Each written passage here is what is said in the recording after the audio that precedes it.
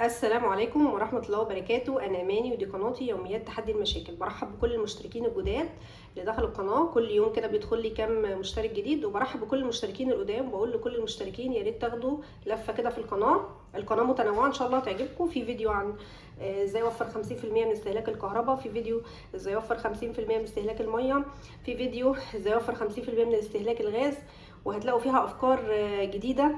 وفي فيديوهات عن منيو التوفير، ازاي اعمل اكلات من غير طماطم، في فيديو عن ازاي اعمل اكل بدون خضار غالي عشان ما نسترفش، وفي فيديو ازاي نخسس وزننا ونبقى وزننا كويس ورشيق طول حياتنا، في فيديو عن تاخر النطق والكلام عند الاطفال، فيديو اسمه مشكله خطيره عند الاطفال وبعض الكبار، ازاي اوفر 50% من استهلاك الزيت، في فيديو عن كده ازاي امنع استهلاك الزيت اصلا، في فيديوهات عن افكار مشاريع.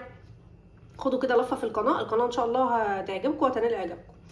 النهارده بقى فكره الفيديو بتاع النهارده فكره مشروع ازاي نعمل مشروع ونكسب منه فلوس.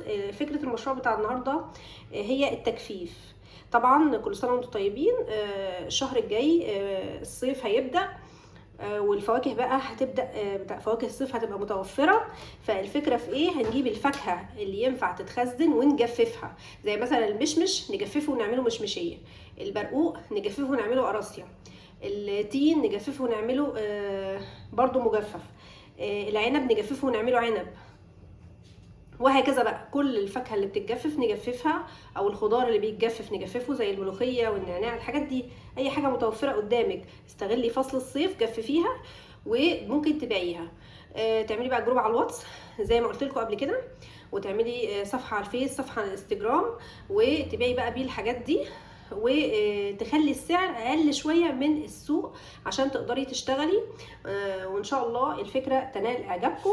طبعا هنستغل فصل الصيف استغلال كويس جدا، ونستغل الحراره دي في ان احنا ننشف كل حاجه، زي مثلا جوز الهند بنعمله من ثمره جوز الهند.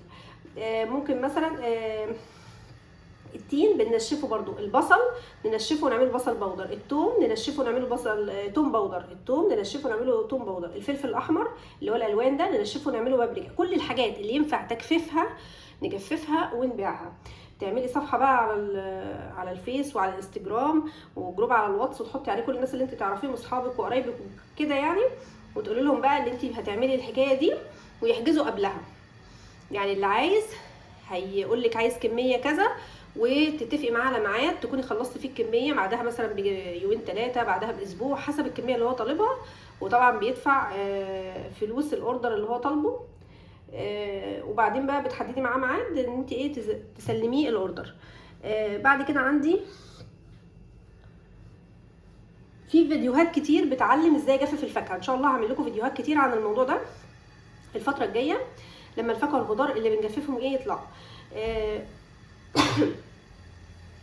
لو عجبكم الفيديو لايك واشتراك في القناه، وشكرا جدا ليكم، والسلام عليكم ورحمه الله وبركاته.